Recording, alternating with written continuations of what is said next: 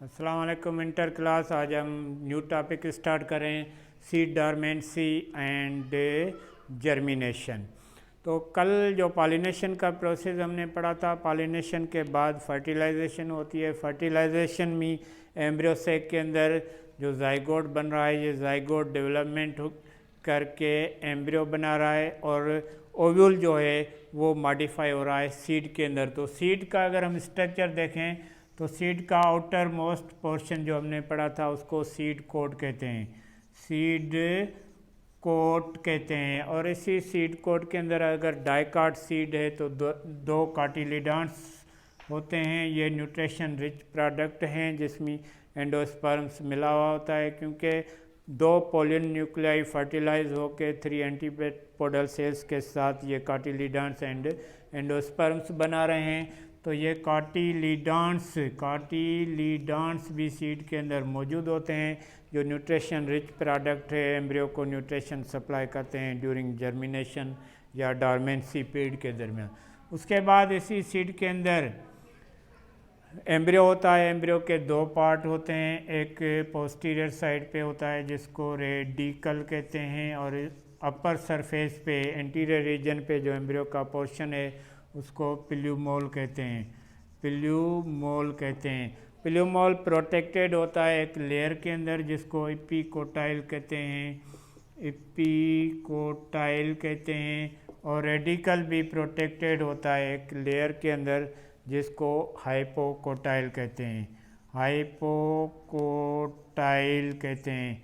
तो ये स्ट्रक्चर है डाइकाट सीड का। मोनोकाट में सिंगल कार्टिलिडान्स होता है और डाइकाट सीड के अंदर दो कार्टिलिडान्स मौजूद होते हैं। सीड जब ओवरी के ओव्यूल के अंदर बन जाता है कंप्लीट, तो ओवरी भी मॉडिफाई हो जाती है फ्रूट के अंदर। फ्रूट रिपेंड होके नीचे गिरता है। उसके बाद सीड जो है, सीड के अंदर जो एम्ब्रियो होता है वो डॉर्मेंट होता है, मीन्स सोया हुआ होता है। और ये सोया हुआ embryo under the control of एक हार्मोन है एब्सिक एसिड। वो एब्सिक एसिड हार्मोन जो है वो सीड की डॉर्मेंसी को मेंटेन रखता है।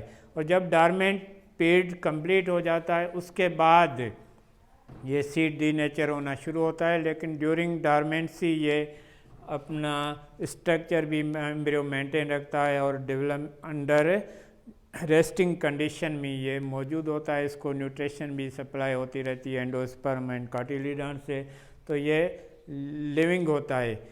और डॉर्मेंट्स पीरियड जब कंप्लीट होता है उसके बाद इनके अंदर एक और प्रोसेस होता है जिसको जर्मिनेशन कहते हैं। जर्मिनेशन में क्या होता है कि जर्मिनेशन, जिसको सीडलिंग भी कहते हैं, सीडलिंग या जर्मिनेशन, ऐसा प्रोसेस है जिसके तहत अगर हम किसी भी सीड को सूटेबल कंडीशन देंगे तो वो डॉर्मेंट एम्ब्रियो जो है वो awakes up and continue to grow, that is known as germination.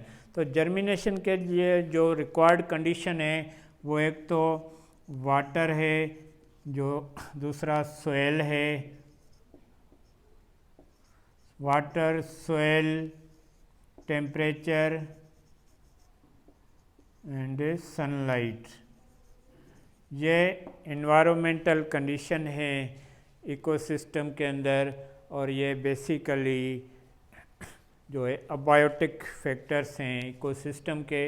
ये कंडीशन जब मिलती हैं जर्मिनेशन के लिए सीड को, तो डॉर्मेंट एम्ब्रियो अवाक्स अप, वो उठता है और एक हार्मोन रिलीज़ होता है। जब कंडीशन मिलती है, एम्बिशन होती है, सीड स्वेलअप होता है, तो एक और हार्मोन जो है रिलीज़ होता है जो सीड की डॉर्मेंसी को तोड़ता है, जिसको साइटोकाइनिन हार्मोन कहते हैं। ये हार्मोन सीड की डॉर्मेंसी को तोड़ता है। जब डॉर्मेंसी टूट जाती है तो सोया हुआ एम्ब्रियो जागता है और वो ग्रो कंटिन्यू करता है। तो dormant embryo awakes up and continue to grow, that is known as germination.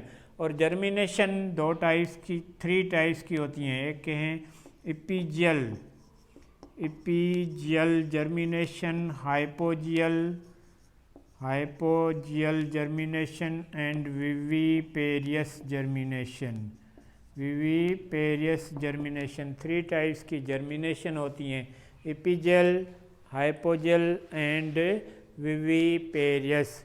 जब डॉर्मेंट एम्ब्रियो सोयल के अंदर हम सीड को कल्टीवेट करेंगे, उनको कंडीशन देंगे। तो डॉर्मेंट एम्ब्रियो जब वर्कअप होता है, EP means above, above, GL means, EP means above, GL means soil, GL means soil.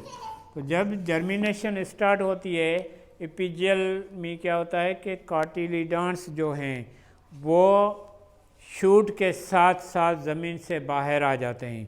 Means इपीकोटाइल जो होता है वो उस ग्रो करता है, उसके नीचे जो है प्लूमोल से शूट निकलना शुरू होती है, तो कार्टिलिडान्स को भी साथ लेकर ऊपर ज़मीन से बाहर निकालती है।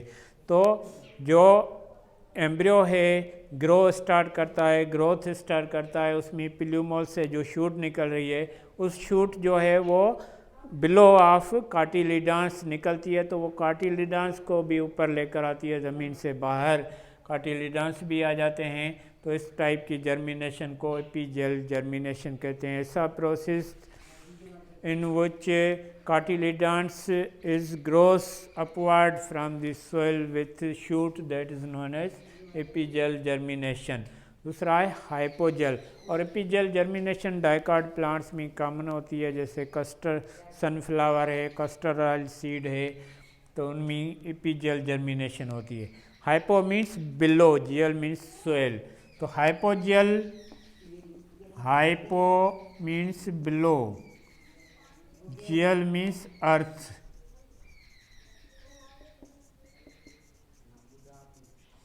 हाइपोजेल में क्या होता है, जब सीड की जर्मिनेशन स्टार्ट होती है, उनको कंडीशंस मिलती हैं, तो जो कार्टिलिडान्स होते हैं उसके अपर सरफेस से प्लूमोल्स ग्रो करता है। जब प्लूमोल्स अपर सरफेस से ग्रो करेगा तो cotyledons remaining in the soil, soil के अंदर ही रह जाते हैं, सिर्फ जो है शूट निकलती है बाहर ज़मीन से, और कार्टिलिडान्स रिमेनिंग इन दी सोयस, that is known as hypogeal germination.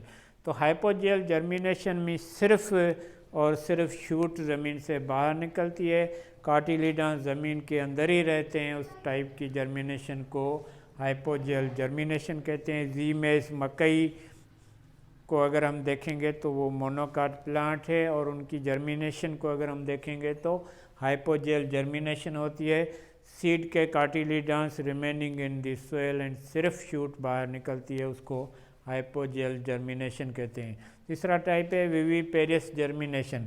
विविपेरियस में क्या होता है, without soil, without soil, soil नहीं मिलती इनको, लेकिन फ्रूट्स के अंदर, फ्रूट्स जब पक जाते हैं, रिपेंड हो जाते हैं, और वो ट्रीज के साथ अटैच होते हैं, ज़मीन से ऊपर होते हैं, और वो इतने ज़्यादा पक जाते हैं, मॉइस्चराइज कंडीशन दे देते हैं अपने सीड्स को, तो उनको वही कंडीशन मिल रही है जो ज़मीन के अंदर मिल रही है। तो सीड जो है फ्रूट के अंदर ही जर्मिनेशन स्टार्ट कर देते हैं, और उनसे रूट्स निकलना शुरू होती हैं और शूट निकलना शुरू होता है, तो उसको कहते हैं विविपेरियस जर्मिनेशन। ऐसा प्रोसेस जिसमें विदाउट सोयल की कंडीशन कोई नहीं मिल रही, फ्रूट रिपेंड हो गया है, वो मॉइस्चराइज हो, इन्वायरमेंट दे रहा है सीड्स को, तो सीड वहीं पे फ्रूट के अंदर ही जर्मिनेशन स्टार्ट करते हैं, तो उसको कहते हैं विविपेरियस जर्मिनेशन।